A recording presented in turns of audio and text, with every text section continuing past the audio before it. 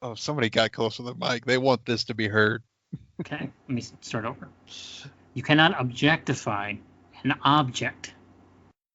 They're not a real person, so you can't feel guilty about sexualizing them. They don't really exist. It's a digital connection of pixels and brushes and meshes. I don't know how to make characters. Guys, look at them. I totally agree. You can objectify real women, but you cannot objectify. No, you should not. No. You should not. But you can objectify. Well, you can't because they're not real. That's all. Yes, that's the point. Yeah, that's right. I was about to say you can't objectify fake women, but you can't because they're fake. Oh man. That's all. If you learn nothing else from this, just leave me and my anime titties alone, and I'll leave you and your dumb bullshit alone.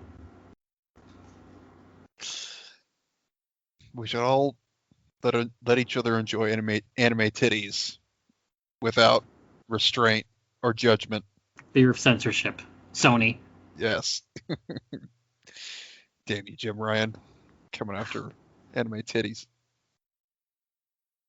How much more?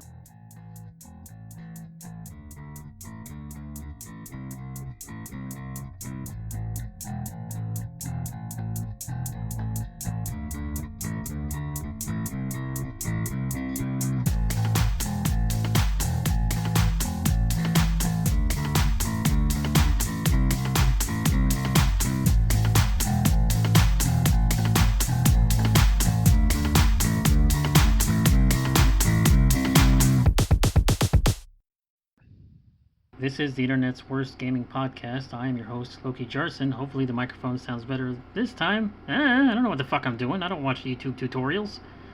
Here with me this episode is Joe Stizzy. Say hello, Joe Stizzy. Hello, Joe Stizzy. Thank you so much for that Simpsons gag. I appreciate it. You're quite welcome. It's been a couple of months since you were on. In that time, all of the lower state of Texas is frozen to death, where I live. You up in the north seem to be fine somehow, which makes opposite sense. Well, it didn't get above 0 for about 10 days, so I don't know how great it was up here. And I think my folks almost fainted when they saw the water bill, because I had to keep the water running for about the same amount of time. So it's been, I'm not going to say couldn't found a time to get on, but there's been stuff happening. So. But heck, all that nonsense. What's been happening in video games? That's what the show is about. What have you got? Oh, there's been quite a bit. But recently, trying to think more recently, like in this past month of May, 2 games I've been looking forward to. Technically, I guess 4 games, if you want to get real technical. The first is the next entry, or the latest entry in the Resident Evil series, Resident Evil Village, or Resident Evil 8 Village. Capcom was insistent people not call it Resident Evil 8, despite the fact that they specifically used Village so they could, in English, so they could use the Roman numerals 8. Yeah, I don't know what they're going to do for the next game. Resident Evil Tricks, or... 6, I would guess. 6 IX and just 1.9. Yeah, perfect. That way they can remake 6 and people can stop bitching about 6, even though it was awesome. Actually, if it was Resident Evil 6, then it would be, and there was a 9th entry, it'd be Resident Evil 69. Very nice. Speaking of 69, I know a little bit about Village. But in all the fucking marketing since this thing got trailered a couple of months ago, is what we first called Big Hat Lady, Tall Vampire Lady, Tall Lady, and then they finally revealed her name, which is difficult for me to pronounce because I'm not Romanian, Dimitrescu. And she's been all over the marketing, but apparently she's barely in the game. Yeah, she's not the main boss by any means. There's actually 5 bosses technically throughout the game, but and they all are introduced to you in the various trailers. Is the tall lady, the puppet person, the fish guy, and then old Dante, or whatever his name is, Father Gascoigne from Bloodborne. Yeah. Yeah, Heisenberg. Although yes, I call him Bohemian Magneto, because that's pretty good too. He looks like a hobo who can manipulate metal. Um, but yeah, back to Dimitrescu's design and her popularity in the marketing, and especially around social media. I kind of had this same thought when I was playing Near Automata for the first time this year, actually. Another good game, but not going to talk about it. When I remember when 2B, when the game started, marketing started kicking up for that game, and her design was out there, and everybody was just going crazy. And the same thing with Dimitrescu. I gotta believe that the designers who come up with these, especially these female characters, they know what they're trying to do, and I know when they got gold on their hands, they know it too. They're like, man, So we hit this out of the fucking park with her. there is a clear distinction between Western, and I say Western, I mean European and American, and Japanese game design. And you do not have to look far to find it. You look at the last few Capcom games, in fact. Even DMC, Devil May Cry 5, was very heavy on the, let's say, attractiveness of its characters, not just the females, for people who are into that sort of thing. Um, but part of it is character design, but part of it is that engine. The RE engine, which is not actually called the Resident Evil engine. Do you remember what it's called? I think it's. I mean, it goes by RE when I know, you but boot up the game, but Capcom says it's not Resident Evil. I don't know. Anyways, uh, it's a fantastic system for games because that is really fucking close to how real people look. It is as close as we're getting for a while, I think. yeah, they look fantastic, and it if you're someone who likes to go look behind the scenes and see the inspiration or the models for the characters and whatnot, they all pretty much look like that in real life. Except for Dimitrescu. She's got a face model, but obviously no body model because they're not tuning 9'6" women out there. But they definitely wouldn't be as attractive as she is. But it's a damn good engine, and it's a good looking game. Um, there's no doubt about that. And it plays incredibly smooth. Um, It's 7, right? So it just is a sequel to 7, so it plays like 7. yeah, pretty much. Although I think they've done some adjustments to the shooting. To be honest, I only played 7 once and the DLC one time through, and that was a few years ago. So I meant to play it again before this one came out, just never got the time. But it feels like what I remember 7 being like.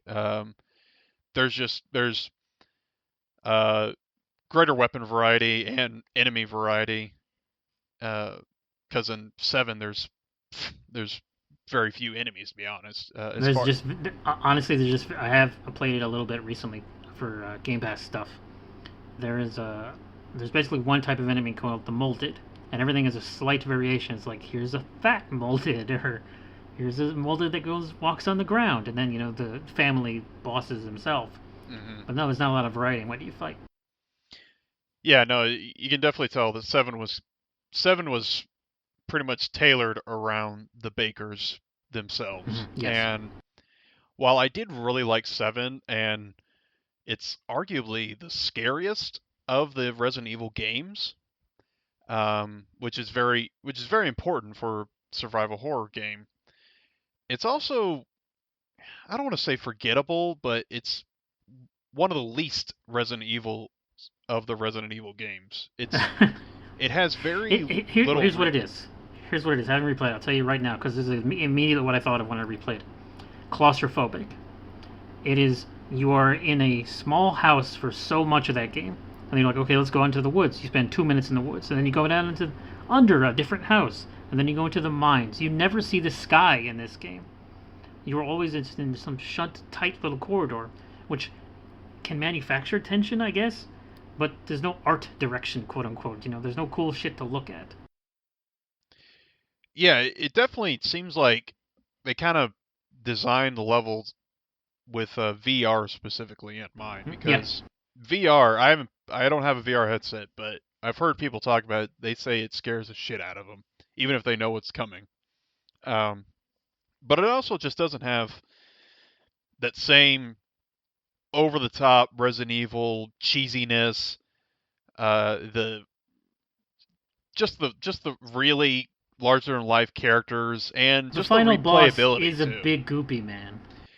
Right, yeah, and you do. There is an encounter with the father, Jack Baker, where he has a chainsaw, you have a chainsaw. You basically have a dueling chainsaw fight. So there is the Resident Evil cheese, but they're not. Again, I don't want to say forgettable, but they're not. The Bakers are just crazy, and they're not the typical Resident Evil kind of bad guy. The really Yeah. over the top, fantastical characters. Oh, A human being who had a shitload of virus injected into them. Yes. right. They're just a couple of some hillbilly psychos out in the woods. The Bakers could be real. And that also kind of adds to the fear factor. But the village, the lords they're called, Hmm. they are straight out of the Resident Evil playbook. They're extremely memorable. They're over the top.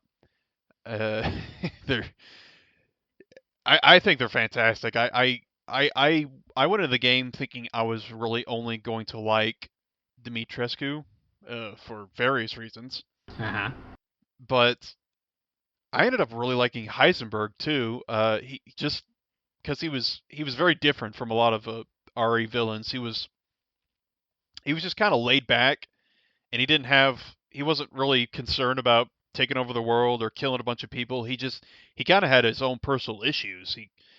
Uh, Slight spoilers. He's kind of mad at the head lady, Mother Miranda, who's in charge of the whole shindig of the village, Hmm. and he just wants to get rid of her and then do his own thing. But in typical Resident Evil fashion, he ends up turning into a giant monster, and you have to kill him. So, Well, same as it ever was. yeah, which is true for pretty much all the villains. Although one of the lords, there is one section of the game where they take away your weapons and they recreate that seven feeling where you don't have any weapons, but there is an enemy that you have to run away from and escape. Is this the puppet thing?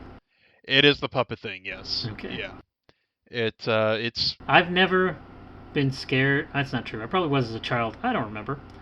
When they try to make like Child's Play movies or the Annabelle series, it says like 3 movies. I think it's like, oh, look at this doll. It's scary. You guess. It's like, man, I am 3 times the size of this dumb thing. I'll just kick it across the room. yeah, true. It's although she does get a lot of dolls and they all have really sharp scissor hands and whatnot, and if you take too long in the house, they'll end up attacking you, and it's This is a tangent that doesn't make sense to people who haven't played it.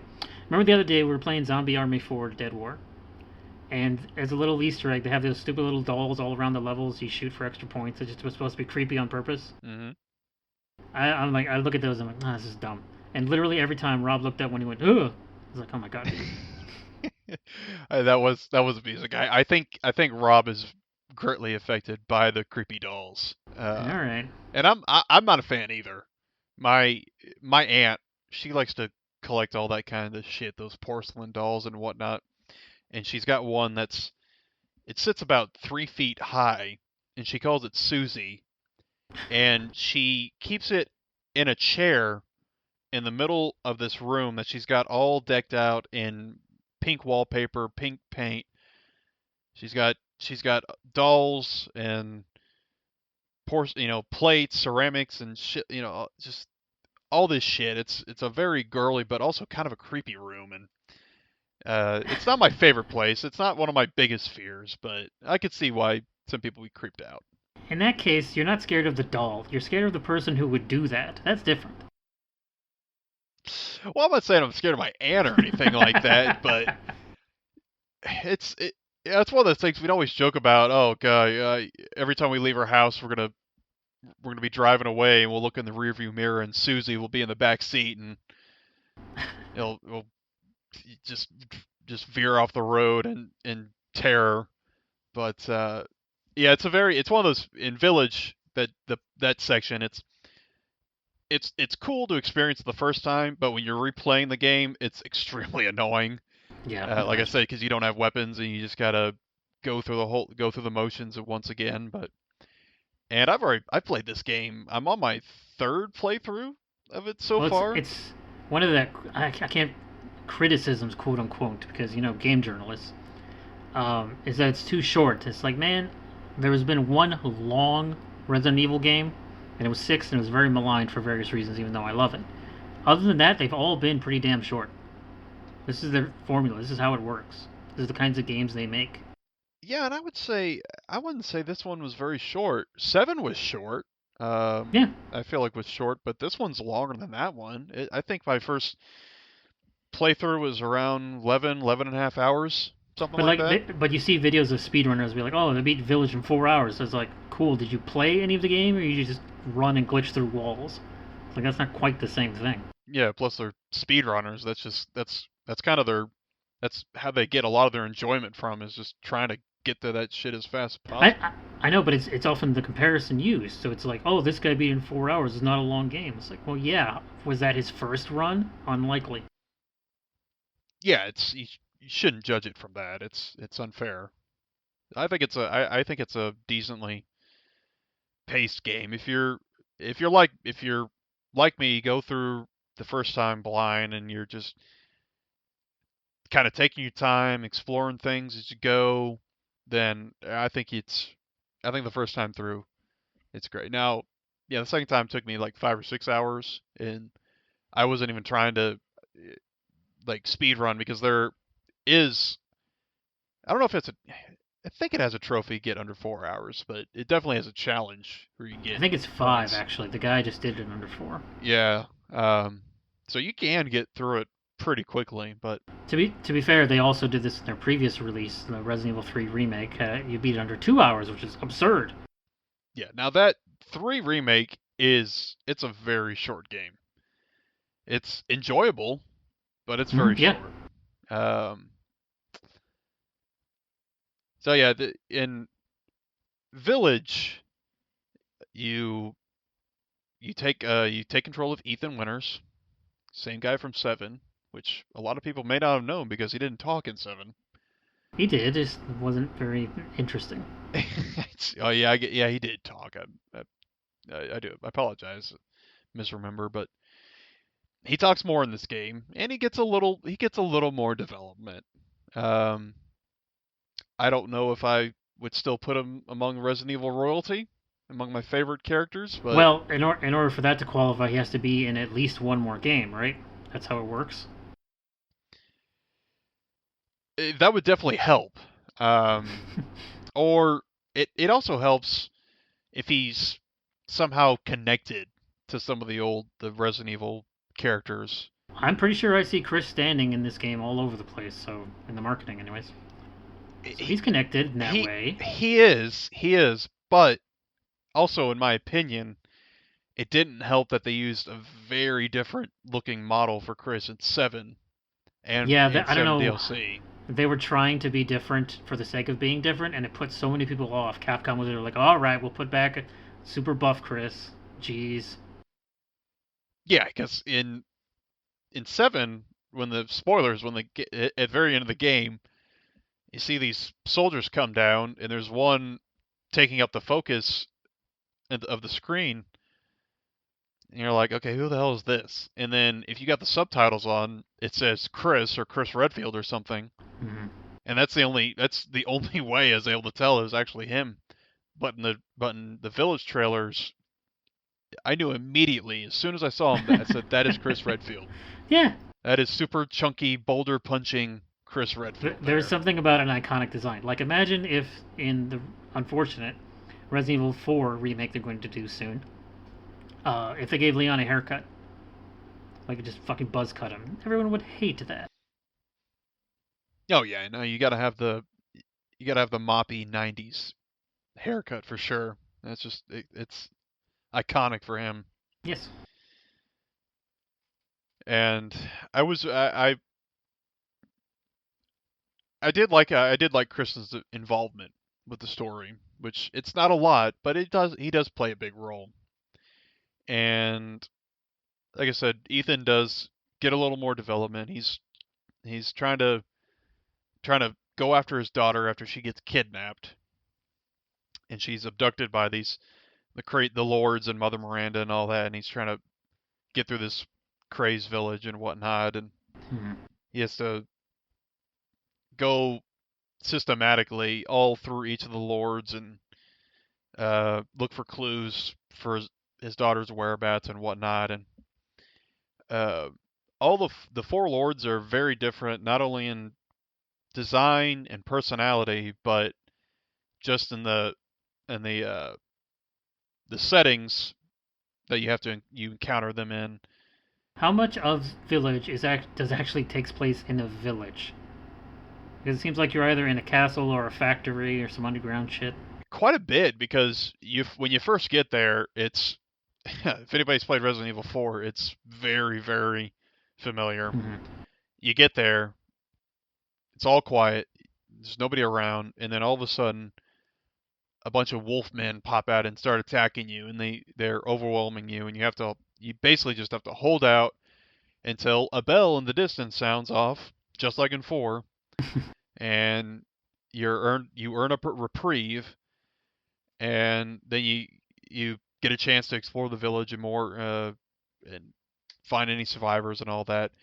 And, This is kind of a spoilery question here. Is there an secret underground base like in literally every game? um, not really, not of the high tech variety. Hmm. Um, the castle has dungeons. There is a factory, quote unquote, but it's very rustic. It's old as shit, and it's not a high tech lab or anything like that. And it's not well, there are basement levels, but nothing like a secret umbrella facility or anything like All that. right. Um, which was yeah, kind of a nice change of pace. And you do, but to answer your question, you do revisit the village a lot because the village is basically the hub of the Hmm. game, and all the different areas where the four lords reside are just kind of branches of the village, just kind of offshoots. When you go to one area, you got to go back to the village, and then unlock a door, get to the next one, take out the lord or whatever, and come back to the village. So you do spend quite a bit of time through the village,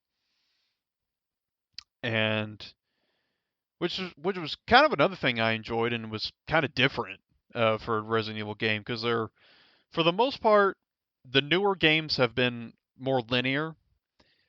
Yes. Uh, Not counting the remakes. I mean, just 4, 5, and 6, and 7. Well, 7 had the Baker household, but again, it's not a very long game. But because in 2 you had the police station, and 1 obviously you had the Spencer mansion, but it definitely one of the it's among the more recent Resident Evil games with a hub, and Hmm. it was kind of cool because there were things even in the village you can't explore everything the first time. Sometimes you need a lock pit or a special key to get to a certain area, and Or a shotgun. yeah, or or a shotgun. You do not need a shotgun for a key in the Huh. game, which may have factored into my total score of the game, but So, well, I was gonna wrap up your final review, or you have more to say? um no, overall I just overall I really enjoyed it. It's it does a lot of it has a lot of mechanics and similarities to past Resident Evil games, and but I don't think it's going to be too many people's favorite Resident Evil game, Hmm. but it's got something for everybody in it. It's got the big tyrant like enemy that chases you around. It's it's got the high high octane, you know, constant action. It's got the creepy, um, got the creepy house with you can't use any weapons and whatnot, and it Mhm. gives you that kind of helpless feeling. So it's got a little bit of what everybody really likes in the game. And like I said, it's the enemies uh, are extremely varied. They're very memorable, enjoyable. They're very personal too. And as far as the gameplay goes, it's you're not gonna get mistaken for a Call of Duty or Battlefield by any means, because you can't aim down the sights with any of the guns. The closest you can do is aim through the scope of the sniper rifle, but which if I had to guess, is an intentional design choice. Because if you could aim down the sights, you could just nothing would be a challenge. You could just blow everything away Right. um, with pinpoint accuracy. They are all still ostensibly supposed to be survival horror, which means limited resource. Yeah, yeah, at first, but if you're familiar with these games, then it's By not going the to throw end, you anything get an new at you. infinite rocket launcher, yes, but still. I don't think there's a rocket launcher, but I have infinite magnum and grenade launcher and whatnot, and several other infinite guns. So they're not exactly hurting for weapons in the game. That's for sure. It's definitely not seven.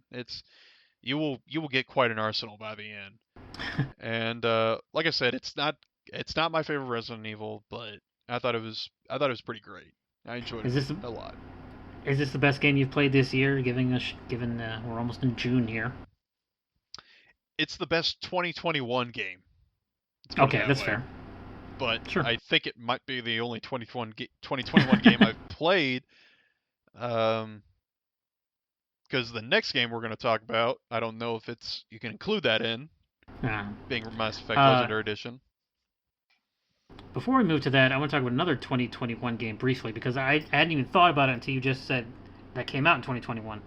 Returnal from Housemarque, the people who did that one game where you play with a stick, two sticks, and then that other game you play with two sticks. I'm blanking on the names right now because they're tiny ass games. Um, Oh, I know exactly. I'm blanking too. I know what you're talking about there. But yes, yeah, Housemarque. yeah, I'm sure Rob's very mad at us It's because he likes all their games. yeah, it's the top-down shooters. Yeah, but they also do that side one that was like a PS4 launch game. I'll be damned if I can remember it. I enjoyed that one, but I don't. Was that Not enough to. Mercenary Kings? No, No, that was an 8-bit side scroller. that's right. Yeah, I think that came out for the 360 or the generation before. I mean, but Any damn ways. yeah. Returnal is a fully 3D third-person shooter roguelike. Uh, and by roguelike, if you've heard previous episodes, like 4 episodes back, we talked extensively about roguelikes. Every time you die, you lose all your stuff and go back to the beginning. Um, I was not aware this was actually because of poor marketing. Really, I was not aware this was a roguelike until like a week before the game released. Hmm. I got it through a special service in GameFly, so I didn't actually buy it. I just rented it. Um, and then when I found out, I was like, oh, it's a roguelike. Well, that's going to be annoying as all hell because it's not a hugely popular genre anymore. It's kind of been taken over by the Souls-like.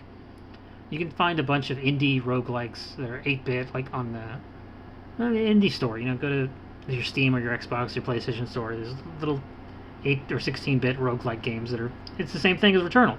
You die, you lose all your shit, you go back to the beginning, and it's mega fucking annoying because as opposed to those indie 8-bit games, you can't get like hours worth of content from, or you from the indie games, you can't get hours worth of content. In Returnal, a session can last like 1 or 2 hours because of the nature of the way the rooms are. What typically happens in Returnal is you walk into a room. The game has previously decided, okay, there are X many enemies in this room. You need to dispatch them. Sometimes you go to a room, there are no enemies. You just run to the exit. Sometimes there's a stupid platforming challenge you have to do. Sometimes you come up with a thing you literally cannot open because you don't have the right equipment, the permanent equipment. But most of the time you walk in, there's 10 or 12 enemies, you do your best to kill them all, the door opens, and then you go into the next room. And sometimes your goal is so friggin' 15, 20 rooms away, you're not going to get there this session. Several times when playing through it, I was like at half health, and I was nowhere near, because you do see the object marker where you're supposed to go. You just don't know how to get there. And I saw how far I was away from it, and I said, "There's no point. I'm just going to kill myself. I'm just going to restart here now, because there's literally no point in me carrying my low amount of health all the way to the boss." Um, I got to the Area 1 biome, as they call them, the Area 1 boss, 4 times. I got closest to beating him on the fourth time, but I didn't make it, and I lost, and I had to start over. And that was the point where I realized I don't want to play this game anymore. I initially described it to you as almost fun. Returnal is an almost fun game, and I can't really tell you what it takes to get over that hump. Maybe I would have change my tune if I beat that boss, but I seriously doubt it. Because if I had, I just had to do the whole thing over again, but in a new area, a new biome. It's like, okay, so now when I die, I start over at the beginning ship, and then run all the way to the teleporter, and then go to the new biome, and then 40 more rooms of the same shit. And it's like, I don't want to do that at all. The difference being in the Souls games, at least there are checkpoints every so fucking often.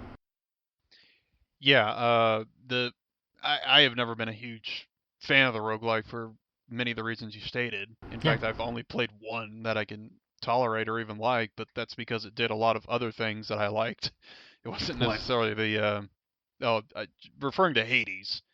Oh, yes, of Um, course, yes. yeah, I really like the art style and the music and the characters and all that. It it had to it had to click on a bunch of other different things for me to tolerate the roguelite. And even then the system's not as brutal as what you're describing Returnal. Returnal has one character in it. It's Celine, the main girl, and she talks to herself every so often by finding tapes of her previous life.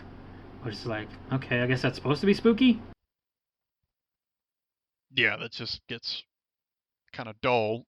I don't know if Yeah. that really constitutes really thought-provoking character development, but yeah, what I find odd with Returnal, maybe not so much the game itself, but we both know, and a lot of people know, that the PS5 has not had the greatest of exclusives. A lot of the games, Not so far. yeah, a lot of the games they've been promoting heavily have been cross generation on PS4 and PS5, which we've talked about before. That's common for any transitional Yes. phase of console generations and whatnot. But Returnal is only on PS5. It is a PS5 exclusive, Mm-hmm. and they've been touting it and touting it and touting it. And like you, I didn't know it was a roguelike until maybe a day or two before it came out. Yeah. And Because they just say, oh, you're going to die a lot in server. I was like, oh, so it's a Souls game. Okay, fine. I'm used to that. yeah, yeah, that's kind of what I thought too. I thought, okay, it's gonna be souls in space with guns and whatnot, and Mm-hmm. because that's like you said, that's kind of taken over. That's kind of the formula that's taken over for any developer that wants to make a challenging game. We're going to wait for E3 for total confirmation, but it's almost 100% confirmed that there's going to be a Final Fantasy game made by the people at Team Ninja, I think. Or no, Ninja Theory, excuse me. Ninja Theory, who made the Neo games. That's going to be Souls like, but in Final Fantasy world. And it's like, why would you do this? Yeah, it's very odd. Final Fantasy, they seem to be dipping their toes into every tons of genres. First it was just MMOs, but now we got mobile games and Yeah. gotcha games, and now appears to be a Souls game. So yeah, we'll have to keep an eye on that. But yeah, kind of getting back to my original point, it's kind of weird that PlayStation and Sony have just been touting this game. Well, I mean, it's not weird that they're touting an exclusive, but the fact that it's a roguelike. Now, granted, it's the best looking roguelike I've ever seen. Sure. Um, but I've never thought to pay $70 for a roguelike either. No. So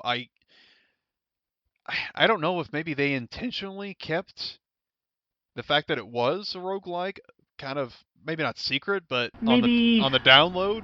I mean, we could have done more research, but this is just me looking at, your average Twitter posting, your average screenshots. Here's the 10-second clip. It's like, okay, so Souls like, sure.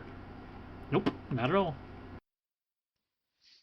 Right, and we're kind of preconditioned to think it's a Souls-like because, like I said Yeah. earlier, it's that's what the challenging games are. That's the roadmap that they use. But yeah, it was kind of an interesting design choice and kind of interesting that Sony would just put a lot of eggs in that basket. But it might be just one of those things they just kind of wanted to. They have very few exclusives, so they just kind of wanted to This early on, yeah. just get something out there. Mm-hmm. I So, understand. So no, Returnal will not be my 2021 Game of the Year. Just to let you know, oh, I you don't returned say. it to GameStop and GameFly, in fact. Yes, but you got another game from GameFly. So the other thing GameFly sent me was Mass Effect Legendary Edition. This came out a couple weeks ago. As of this recording, obviously that'll be invalid. Stop saying that. Um, when was the last time you played Mass Effect of any kind? The three of the original trilogy, let's say. Let's do our damn level best to not talk about Andromeda today, good or bad. Yeah, you never know. Rob might be listening, and we don't want to spoil it for That too, yeah, that's the real reason. Sure, I forgot about that actually. him. Of course. That's a good question. I've been trying to think of it, and I won't know exactly when. I'd have to boot up my PS3 because that's the last system I played it on. But I want to say it was around 2013, 2014, something like Hmm. that. And I want So to it's been say, a good time frame for you. yeah, I think it was, yeah, it was Mass Effect 2 was the very last one because I have all three, but I don't believe I ever played 3 on the PS3. I played it on the 360 Right. prior, so it's been a while. I last played it last month in April. Um, Yeah, you couldn't wait. so there's a very weird thing that happened with me personally. This is gonna be a very personal journey for me. Okay. Mm-hmm. Now, all three of us regular uh, commentators on this, you, me, and Rob, all really love the Mass Effect series. Maybe we like individual characters more. Maybe we like individual romances, individual games. One game better than the other. That's fine. We all love the series. Mm-hmm. So when we all heard and we recorded this last episode where all three of us were on, they were finally re-releasing them with up-res visuals and all that fancy shit. We were all mega excited. And we had a brief discussion about Miranda's ass, which I'm sure we'll bring up again here. But we all came out of that very positive. We're all looking forward to this a lot. In the months since then, I've done a lot of thinking heavily about it, really. My feelings on nostalgia are they're so contradictory because sometimes I embrace it wholeheartedly and sometimes I reject it on the basis that it can't be as good as the first time. Um, so the more I thought about it, the less I wanted to buy it. It's not about necessarily the censorship or what they actually did or didn't change or disrespectful, quote unquote, to any of the people all the people at 2007 Bioware who aren't there anymore, like the fucking doctors, for example. Mm-hmm. Um, I don't know. I was just so conflicted on whether or not I actually really wanted to spend more money to buy it. So what I did was re-download uh, 1, 2, and 3 on my Xbox Series X, and because of that, you can only up-res the 2007 game so much. But I played through all three of them again last month, and I was like, I guess that's good enough. I don't know how much more better lighting and better visuals and slightly tweaked controls are going to do for me. I was very lucky enough again to that same program I used to get Returnal, have GameFly send me Mass Effect Legendary Edition, and I've been playing through that. I'm like a little over halfway through 2 right as of right now. So there's an odd sense of relief of, oh, I didn't have to pay extra money for this, but I still get to enjoy it. I don't know. I don't know if that assuages the quasi guilt I have. I can't really describe what the feeling is other than to say I don't want to pay $60 for this. Oh, that's understandable. I mean, that's if that's how you feel, that's how you feel. Yeah. Um, yeah, it would be nice if you knew exactly how much money was going to the people that actually worked on this game, the old Yeah. BioWare team, but Because every single year we hear bad stories about EA and Twitter tirades about Electronic Arts, and it's like this collection probably sold millions and millions and millions of dollars. yeah, no, it was it definitely felt like it was themselves EA and BioWare giving themselves a little boost, both Mm. financially and image wise, Yes. because we've chronicled their missteps quite a bit in this show. What with their, what I mean, whatever you think about Andromeda, it was, you know, monetarily it was not a success. It was not what they were, at least not what they were hoping Not it their would be. projections, yes. And Andromeda was was definitely not a success uh, in anybody's eyes. You mean Anthem? You said Andromeda twice. Oh, excuse me, Anthem, yeah, both A games, Yeah. um, but not both made by the A teams. Hmm. Anyway, and there's been just very little information about the new Dragon Age game, Dragon Age 4. If it's we don't Hmm. even know if it's going to be called 4. There's they've been drip feeding info, images, and Here's some concept art. Here's some more concept art. Hey, do you like that? How about concept art? yeah, and pre-rendered trailers that don't really show anything about the Hmm. game, and behind the scenes footage that it's, hey, it's great. Real people make video games. Okay, show me the video game now, please. So it's just there's been a lot of things just up in the air about BioWare and EA. They still have their sports games. I'm sure they're not hurting whatsoever. Well, they're not hurting for money, but they're hurting for public image. Right. Even though I don't think they're the number one hated publisher anymore. I No, think, they no, that has actually shifted to Blizzard Activision now. You're right. yeah, I think Blizzard Activision have taken that crap crown. They Let's have made go. much worse decisions the last few years than EA has. Absolutely. Yes, yeah, yeah. EA, they're not exactly on a redemption arc, but they're just they're doing some damage. They're doing a little better at damage control now. Yes. Um, and hey, a lot of skeptics and cynics will say this was just merely a cash grab, and I'm not going to argue with that assessment, Yeah. to be honest, because like you said, it probably sold a lot of money, and they got $60 from me. I bought it So day one. so have you had time to play through all three? I haven't gotten to three yet. About uh I'm about 3/4 of the way through two right now. Okay. Uh, Are you? I was gonna say, did you make a character go all the way through one, make another one go all the way through one? no, no, I made two characters in one, but I didn't play through the game twice Okay. with both characters, just one. And I'm continuing in two with the character I went through the whole game with. So Which fact they changed one, having gone halfway through two now. I can tell you, they changed one the most. Uh, it looks really good. I can't say it looks like a 2021 game, but it looks really friggin' good. Uh, Everything that they said they fixed with lighting and character models and interface and controls, and it's like, yeah, they really did do all that. hmm Now, the fact that they didn't really follow through in the following two games is kind of noticeable. yeah, true, true. But I don't think those games needed as nearly as much help as one did. Yeah, what they did with one is really bring it in line with two and three, because I always think of two game franchises in terms of leaping. Mass Effect 1 to Mass Effect 2 is a huge leap forward in design, in character, in storytelling, everything. hmm I also think Uncharted 1 to Uncharted 2 is a huge leap forward in all those things I just said. Yeah. So when they're upresing one, they have to retool the first Mass Effect game to bring it more in line with the later entries. Because having played it last month, Mass Effect 1, while playable, very dated. It's like, man, this is a 2007 game.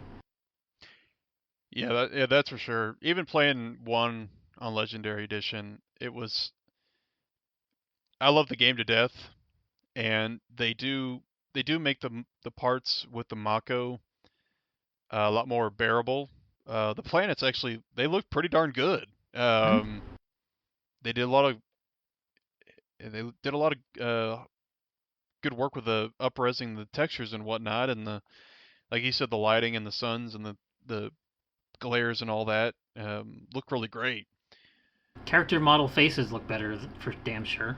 Yeah, yeah, and the textures on their outfits as well Hmm. um, look really good. But man, those those planets are still empty. They're still it's kind of a bore to get through them. It's definitely You the can worst part drive of through them one. and gather some platinum and Oh yeah, pick up a corpse of a Turian and maybe you fight a Thresher Maw. Isn't that nice? yeah. No, there's a lot of copy and pasting to Now, a lot of okay, areas now in one. I would happily have that for two more games than have what we actually get in 2 and 3. Because when I replayed them last month, there's so much in 2 and 3 that I don't like that I've either forgotten about or have gotten way worse in the intervening years. Planet scanning sucks. No one on Earth can possibly enjoy. Whoop! Is there platinum over here? Nope. Oh, there. Hey, there's a little bit of iridium, but not enough to justify spending a probe on. How about okay? Next planet. Poor. Oh man. Fine. Next planet. It's horrible. Yeah, luckily it kind of becomes unnecessary in late game because you get so many resources Yes. if you do it because like you I don't enjoy it and I try to get it out of its way as soon as possible and only Yes. Yes. I kind of limit it to systems where quests If take this place in. if this planet says good, I'm not gonna bother. It's like I'm only mining rich planets. Well, I'm really greedy. I mine anything. If it Depleted. Yep. There's got to be something there. Dig underground. right. That's right. And I will say, having played the original two recently, they absolutely did make the cursor faster. They 100% up to I don't know the percentage. They upped the speed on the cursor scrolling. It goes faster. yeah, because yeah, I think you're right because the original speed in Legendary Edition feels like the fast speed, the upgraded speed in the original, and then Hmm. the upgraded speed in Legendary Edition just flies around the planet. So that Yep. definitely does help. And but yeah, yeah, that's definitely that wasn't good. That wasn't good or enjoyable about the game then, and it wasn't now. No. It always kind of felt like just kind of a holdover of the planet exploration from the past games because I was telling Rob this the other day. I'm one of the few freaks out there that likes to go to the planet and read the descriptions. The first time I played all three games, I did. I genuinely did read all the codex entries, and every single time I went to a planet, I was like, okay, what's this planet about? All right, that's neat. And subsequent playthroughs, I did not. Yeah, because it definitely gets old and it's hard to retain all that information. There's just so Most many of of them, those most of them planets are and whatnot. most of them are fake too. So it's like, well, we just made this up. Yeah, yeah, but I appreciate the effort they went Sure, into yes, creating it is all that part and of whatnot. it is part of background design or whatever the hell the word is. It It, is world building. yes, world building, yes, exactly. Or galaxy building in this Yes. case. And yeah, so stuff like that in upres is not going to help. Obviously, if there's No. stuff about the game itself besides graphics, then yeah, this edition's not gonna it's not gonna help out. Like you said, what they did a lot of work on one. I'll give them that. They Yes. made it look really good. Even though I hadn't played one in about 7 or 8 years, the original. I mean, I could just I played it so much that I could playing it again on Legendary Edition. I could just tell in certain areas. Okay, this is a lot more barren in the original. The Mm. lighting was much flatter. There weren't as many effects. For instance, Therum. Oh, Therum might have been one of the best examples of the work they did, where you got the glow of the sunset in the horizon, and then you got the upres rocky textures. They're not just really blurry and grainy looking like they were in the original. The lava actually actually has textures to it, and it bubbles up. That definitely didn't happen in the original. So they kudos to them. They did a lot of work on not only the graphics, but I think the gameplay. It felt like the gameplay was improved. Now you felt like you didn't see much improvement to it from what Uh, you played the month in terms prior. of like cover system and gunplay wise, it's about the same. Uh, there are two major differences from 1 to 2, and 2 and 3 are very similar gameplay wise, but 1 to 2 there's two major differences. It is power usage and it is cover. In Mass Effect 1, you never have to take cover ever. I don't think they put more cover objects, quote unquote, in the maps for the Legendary Edition.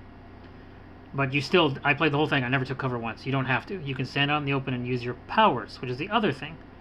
There's no you have a big wheel. You have a much larger selection in the first game than you do the other two of powers you can use, whether to use, hit someone with a concussive blast or use a biotic push or a throw or a lift or any of that shit. Hmm. And you can choose them all individually for yourself and individually for your squad. You can also have a setting when they actively use it as AI. But in 2 and 3, every time you use a power from anyone, whether yourself or a squad mate, you couldn't use any power at all until that power had a cooldown. In Mass Effect 1, you could just move to the next power. You'd be like, okay, I want to use a singularity. Okay, now immediately after using that singularity, I want to use a warp. And there's no cooldown at all, except for those individual powers. You have to wait for them to cycle around. Yeah, what they call that in MMO is a global cooldown, and it was very surprising that they added that in ME2. And I guess the only reason I can think of is they didn't didn't want it to become like one where you could just throw out powers after powers after powers, and like you said, you don't have to take cover.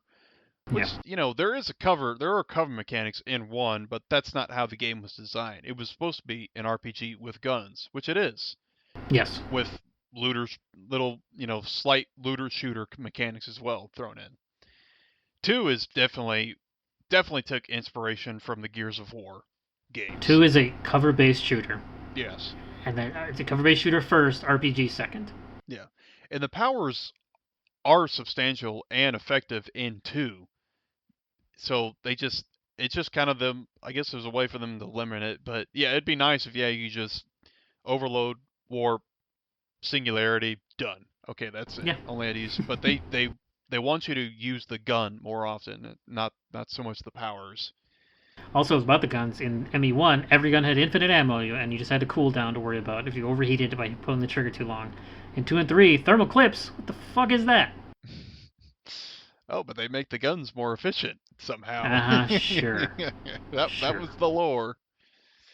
That was the lore reason, but yeah, the legendary edition doesn't. It, I don't. As far as it updates the textures and it runs a lot smoother and it plays at Yes. 60 frames per second and all that. Loads way friggin' faster. Yes, it's very nice, especially when you're going around the Normandy in two. In one, even in the originals, it was all seamless. Now there was the cargo elevator loading screen, but that's greatly reduced in one. Two actually had loading screens, and it still does in Legendary Edition, but they're much slower, and I don't feel like I'm taking 5 minutes just to go up to my cabin to feed my fish again. Right. It's much less of a hassle now.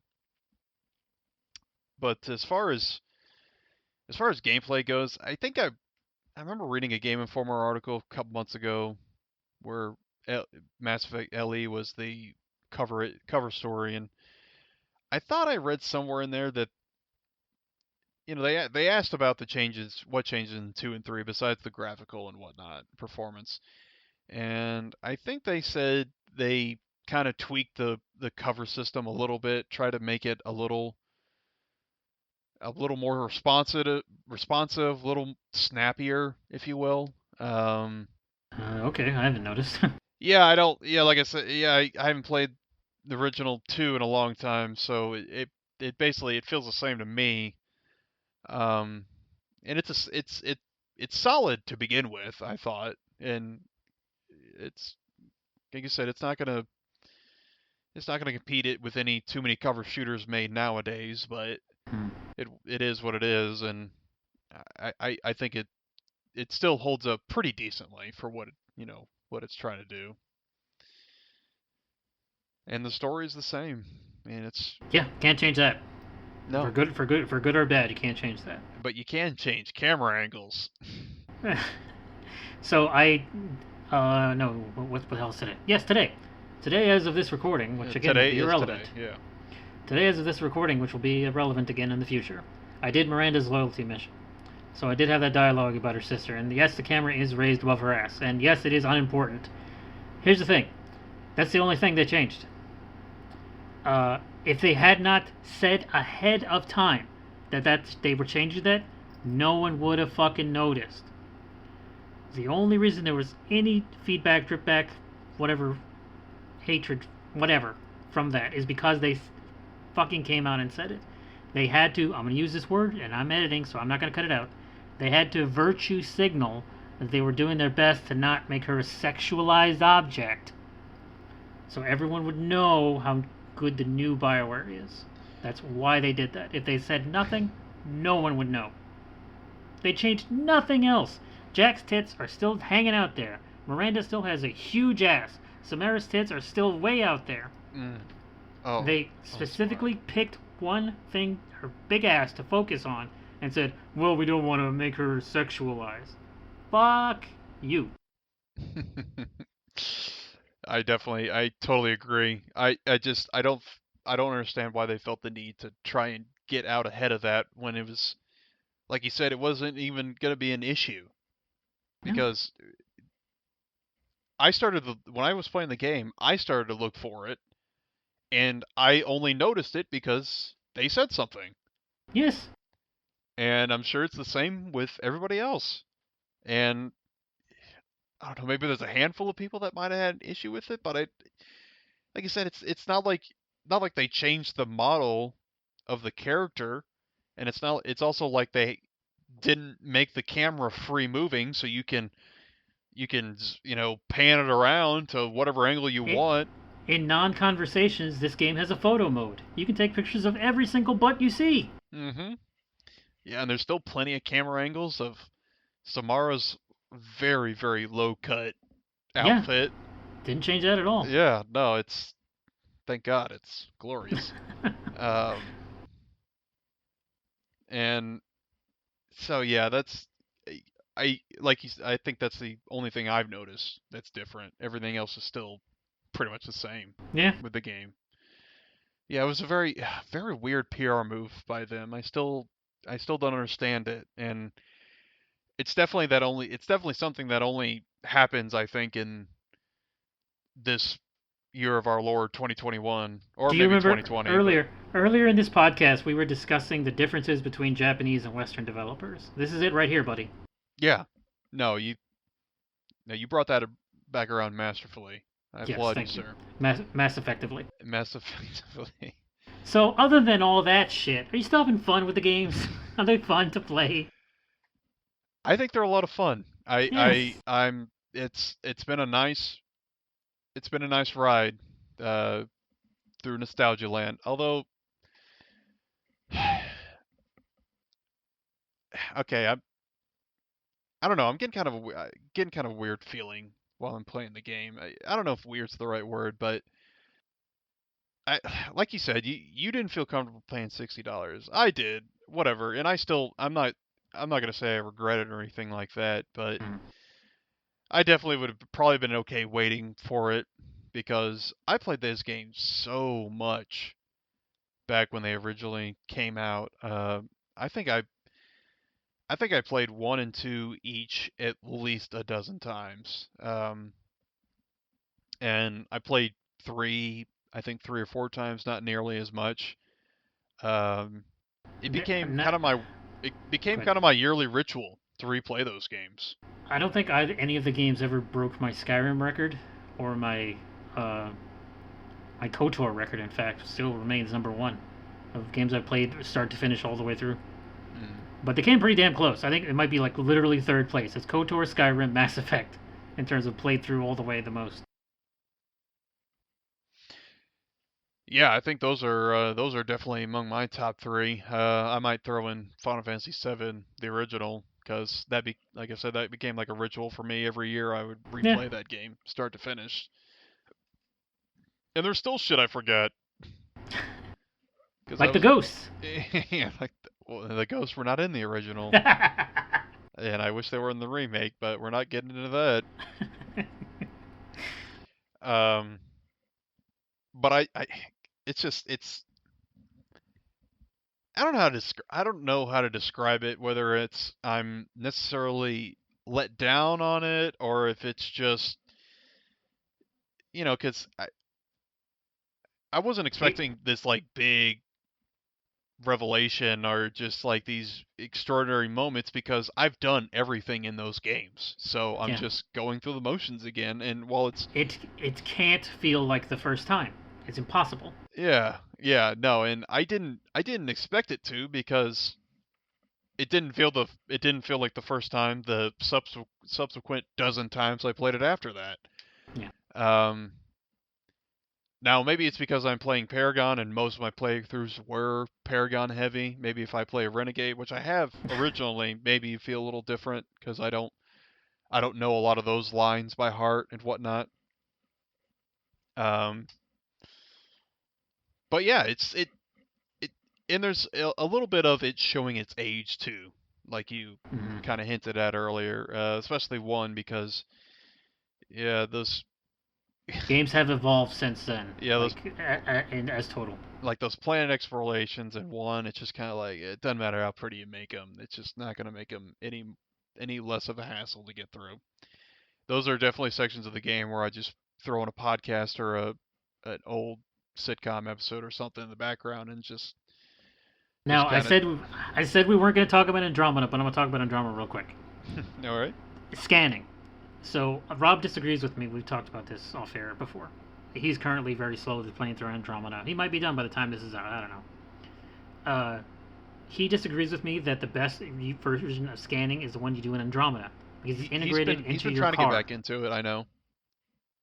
But on the Nomad, when you drive it, the scanning is there. It's like you just drive to your next destination. It's like, hey, there's some minerals here. Go pick them up. It's like, okay. Boop, boop, boop. Hey, I got minerals. Sweet. Now let's just keep on driving. It's in the level. It's not a Hmm. separate thing. Genius. Yeah, they were able to integrate and kind of refocus and fix a lot of stuff in Andromeda that kind of plagued the original series. Yeah. But the reason I guess the Andromeda just doesn't stick out in a lot of fans' minds is it's just for the Okay. things that make the original trilogy so great. I mean, I'm gonna say it kind of something. Go ahead. Finish your sentence because I'm gonna say something. no. I mean, I don't know if I'm if what I say is going to change what you're about to say or what you think or whatnot. Or but I'm gonna. while I enjoy Andromeda, I can see a lot of the criticisms, and I agree with a lot of them too. I mean, the game, especially when it comes to the things that people loved about the original Yes, trilogy, that were that's exactly what I was gonna say. So this is one of those Eric Andre gifts of why do you say something so controversial yet so brave or whatever the fuck. hmm It's Mass Effect Andromeda does not have as much memorable or beloved characters, and it is not as good a story, but it is a better game in terms of mechanics, in terms of playing, in terms of the things you do in a video game that are interacting with it. It is a better game. right, and that's yeah, I think a lot of that's just by virtue of it being more recent than Yes, the original trilogy, which helps. But I don't know. Is that something you can really count in its favor? yes, because well, when it only That's like we've had this saying conversation. We've it's had like this conversation saying so many times off air. I It's know. like Yeah. it's only bad, quote unquote, when you compare it to the original three. Mass Effect 1, 2, and 3, wherever you think about three's ending, which we will not be talking about here, stands as some of the greatest pieces of media ever. But replaying them in 2021 is like, god damn, I wish they cut this whole bit out because it sucks. Yeah, no, it's a, there's a lot of fat on it. It's Yeah. not all it's not all steak. It's not all tender steak, but I think they definitely get better as the trilogy goes along, and then Andromeda Yes. was able to kind of reap the benefits of that of the work because I mean the first game came out in 2007. That's a long ass time ago. We were both. I mean, I don't know about you, but I was still in high school when that game came out. It There, is there. 2007. And we've talked about this before off air also. Maybe even on this show. Is literally the most important year in video games. They're like, oh, what about 1988 or 1996? 1980 and 1988. But no, no, no. It's 2007 because the repercussions of 2007 are still being felt. Repercussions of 98 don't exist because they just get remade now. Yeah, yeah. I wish that might be a show down the line or something. Kind of go through the years, and I think we've kind of touched on that in previous Yeah. episodes. But But you get what I'm saying? Like the influence of all this stuff that came out that year is still happening. oh no, yeah, without a doubt, it's yeah. There's '07, 2010 was another one. I remember. I can't remember. I had to go through a whole list before, but it's always fun to go back and just kind of rank the Can you believe years. this game came out this the same year as this? Yeah, it's Yeah, crazy. yeah. It's like when you see that picture of Gandhi with Churchill or something like that. It's just like, what the hell? What are those? I don't know those two were around. So, anyways, unfortunately, due to the internet's worst rulebook, the Mass Effect Legendary Edition is not eligible for any sort of Game of the Year awards. Oh, what if it So adds you can multiplayer? you can literally put it as number two in your favorite games of the year, but not number one. Well, I hated the multiplayer, by the way. I'm the only one on Earth who did not like the Mass Effect multiplayer. I'm glad it's what? gone. What are you I talking hated it. about, I didn't like it in man? Andromeda even. Oh, man, it was fun. No, it sucked. I think I enjoyed it. It was one of those things. It wasn't the best multiplayer experience out there, but it was a lot better than I expected it to, and I think that like movies and TV shows and music that kind of have that same quality, it kind of makes it even better, at least in my eyes. It just it's always nice to be surprised by stuff like that. But I will admit the multiplayer did get very repetitive. That's for sure. I Yeah, kind of wish we'd done. I kind of wish we'd done the show after you've done three because three has a lot of single player missions that are just the multiplayer maps.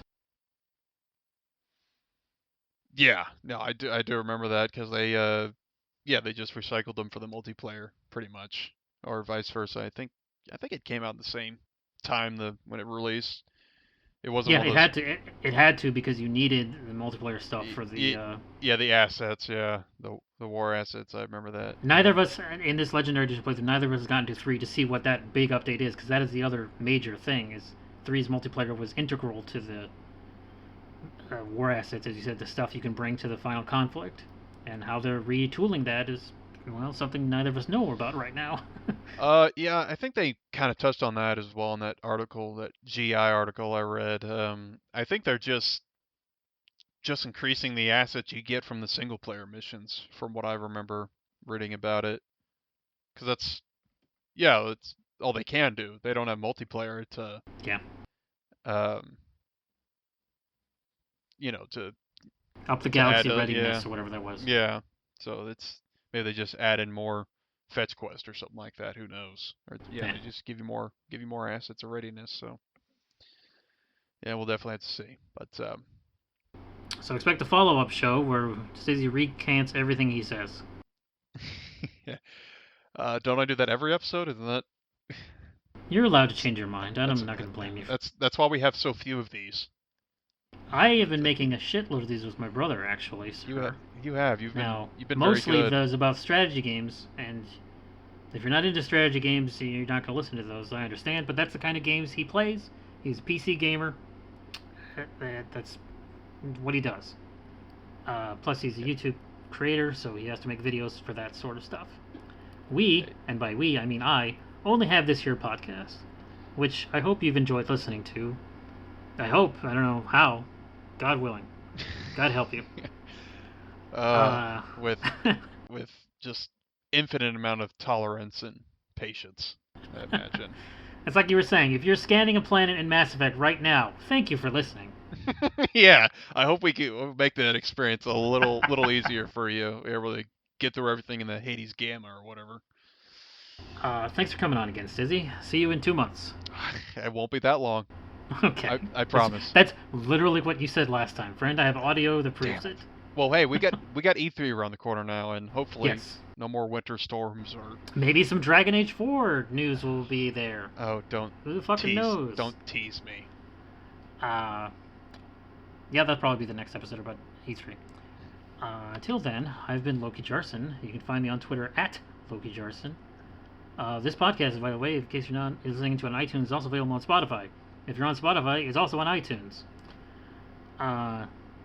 It's nice do you to have have anything to plug? options. Do you have anything to plug, Stizzy, or have you unplugged from social media? Not entirely, but I don't at the time I don't have a main Twitter that I really keep up with, so That's fair. this is just kind of I might need to look into changing that. I don't know. Maybe in the future I might dip my toes in the YouTube streaming. I don't know. I just thought of a topic that I'm going to have to edit this part out that I want to talk to you about that is not about this. So, anyways, thanks for listening. Goodbye. Yep, we'll see you later.